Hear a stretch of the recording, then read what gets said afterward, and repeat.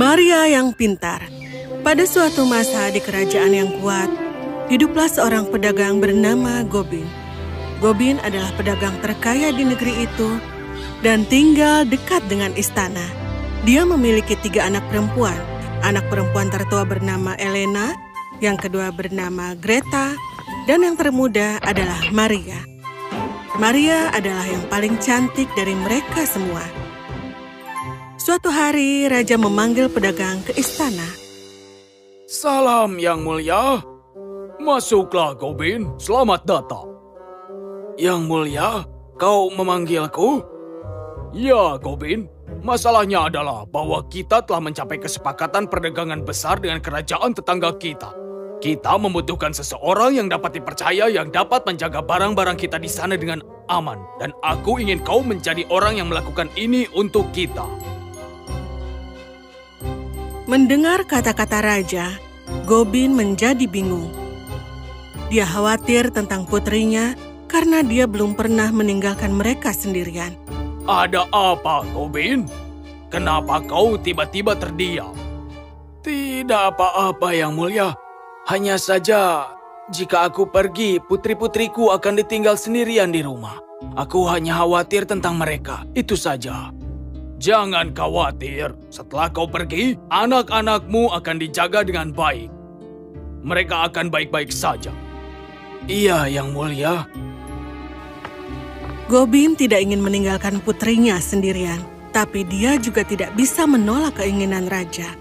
Dia pulang ke rumah untuk mengucapkan selamat tinggal pada putri-putrinya.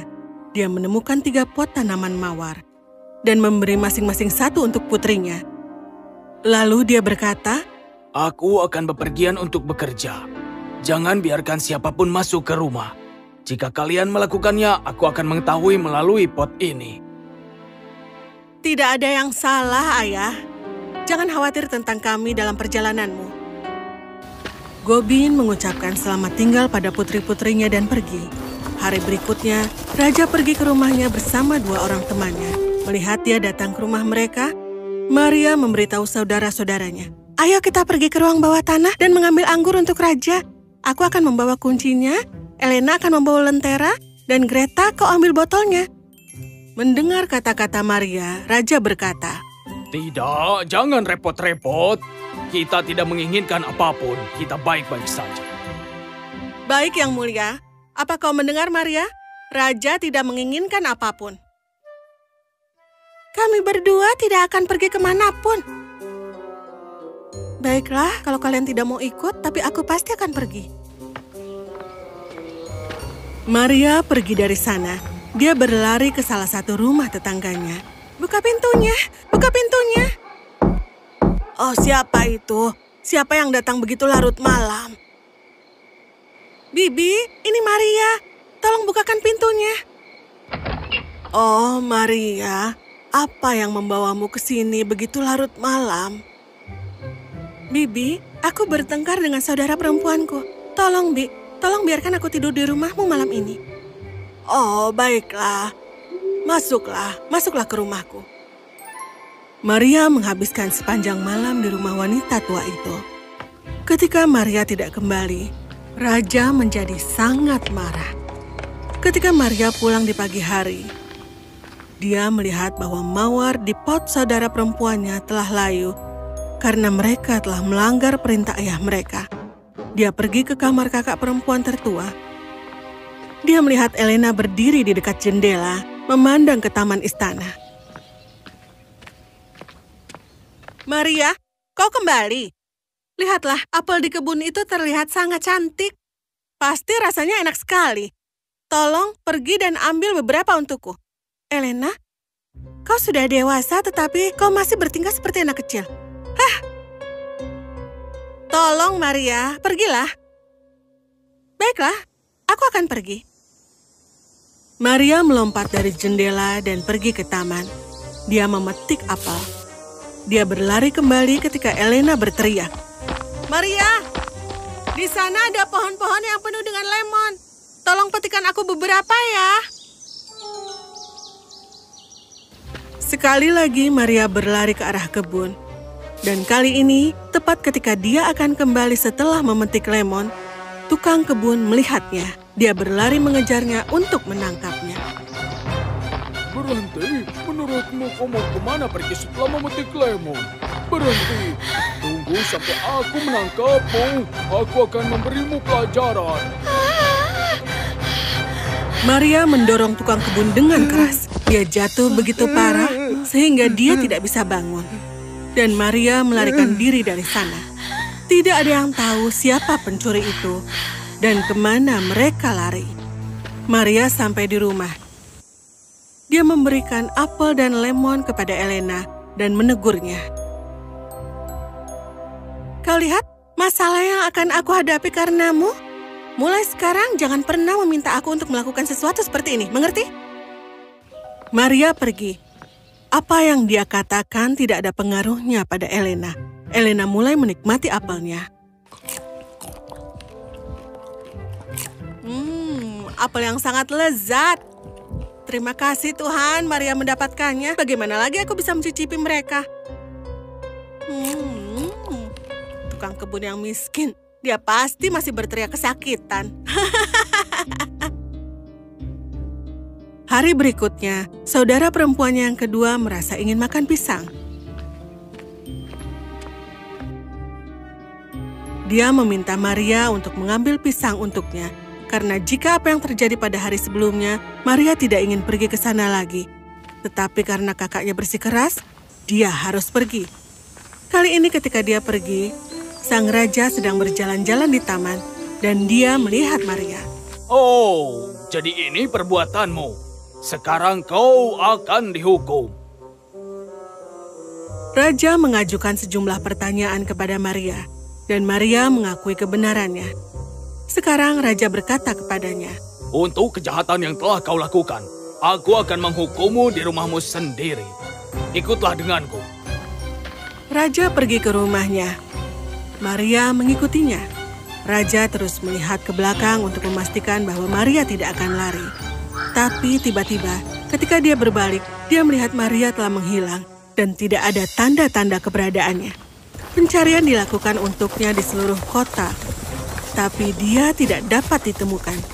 Raja sangat marah, dan sejak itu dia selalu marah, dan akhirnya sang raja jatuh sakit. Selama berbulan-bulan, tidak ada perbaikan dalam kondisinya. Sementara itu, saudara perempuan Maria menikah dengan dua teman raja. Sekarang mereka juga punya anak sendiri. Suatu hari, Maria menyelinap ke rumah saudara perempuannya yang tertua. Dia menjemput kedua anaknya dan melarikan diri bersama mereka. Dia meletakkan bayi-bayi itu di keranjang bunga yang indah dan menutupinya dengan lebih banyak bunga sehingga tidak ada yang tahu bahwa ada bayi di dalamnya. Kemudian, dia berpakaian seperti anak laki-laki, meletakkan keranjang di kepalanya dan pergi ke istana memanggil. Siapa yang akan memberikan bunga-bunga ini kepada raja? Yang sakit karena cinta. Siapa yang sakit karena cinta? Siapa yang akan membawa bunga-bunga ini kepada raja? Raja yang sedang beristirahat di tempat tidurnya mendengar suara itu. Dia memanggil penjaga di luar kamarnya. Dengar, masuklah. Beli bunga dari pria yang di luar sana. Bunga yang di luar. Penjaga itu pergi dan membeli sekeranjang bunga. Dia memberikan keranjang itu kepada raja. Begitu raja melepaskan tutupnya dari keranjang, dia mendengar suara tangisan dari dalamnya. Dia melihat dua bayi di keranjang di antara bunga-bunga. Hatinya dipenuhi dengan cinta. Dia bertanya-tanya bagaimana dia akan membayar Maria untuk hadiah ini. Tapi kemudian dia ingat bagaimana Maria menghinanya. Dia menjadi marah lagi. Dia memutuskan untuk membalas dendam pada Maria. Saat itu, seorang penjaga masuk. Yang mulia, pedagang yang telah kau kirim dalam perjalanan bisnis telah kembali. Baiklah, katakan padanya untuk hadir di pengadilan besok dengan mantel yang terbuat dari batu. Dan jika dia tidak muncul, dia akan dihukum. Iya, yang mulia. Melihat keadaan rumahnya, pedagang itu sangat sedih. Dia berpikir bahwa anak-anak perempuannya telah berjanji kepadanya bahwa tidak akan ada yang salah. Tetapi dia tidak melihat anak perempuannya ada di sana. Dia mengetahui bahwa kedua putri sulungnya telah menikah tanpa seizinnya. Penjaga itu sampai di sana. Dengarkan, Raja telah memerintahkan bahwa besok kau harus hadir di istana dengan mantel yang terbuat dari batu untuk raja. Jika kau tidak muncul, kau akan dihukum. Pedagang itu menyesali nasib mereka. Di satu sisi tidak ada yang tahu di mana Maria berada, dan di sisi lain, ia takut dengan pesanan mantel itu. Tidak mungkin baginya untuk membuat mantel hanya dalam 1 hari. Bagaimana aku akan membuat mantel hanya dalam 1 hari? Ayah tidak usah khawatir tentang mantel itu. Ayah cukup membawa kapur ini ke mantel dan mengatakan bahwa ayah datang untuk mengukur raja.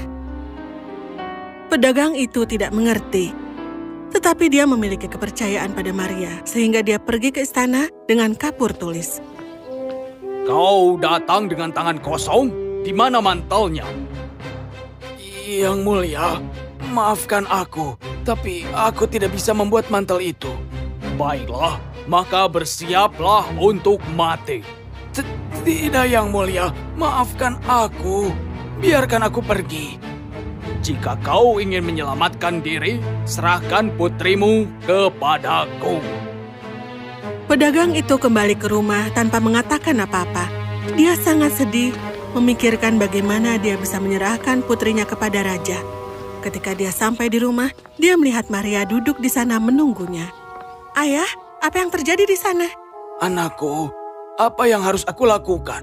Raja telah memerintahkanku untuk menyerahkanmu kepadanya, bukan mantelnya. Jangan khawatir, Ayah. Ayah mengambil boneka yang mirip dengan aku. Kepala boneka itu harus memiliki luka di kepalanya.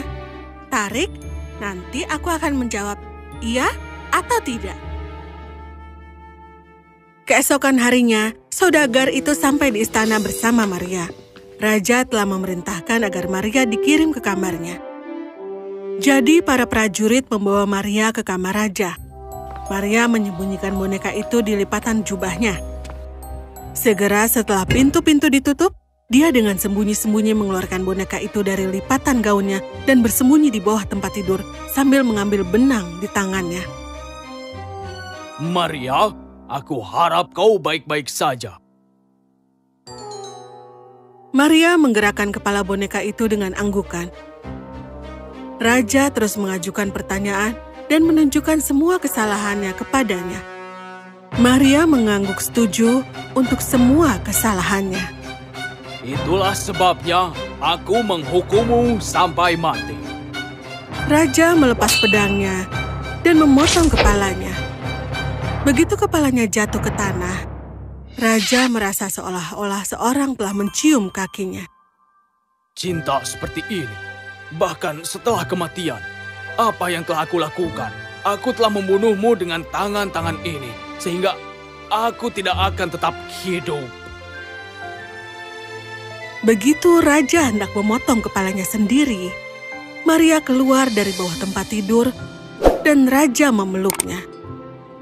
Kemudian keduanya menikah dan hidup bahagia selamanya.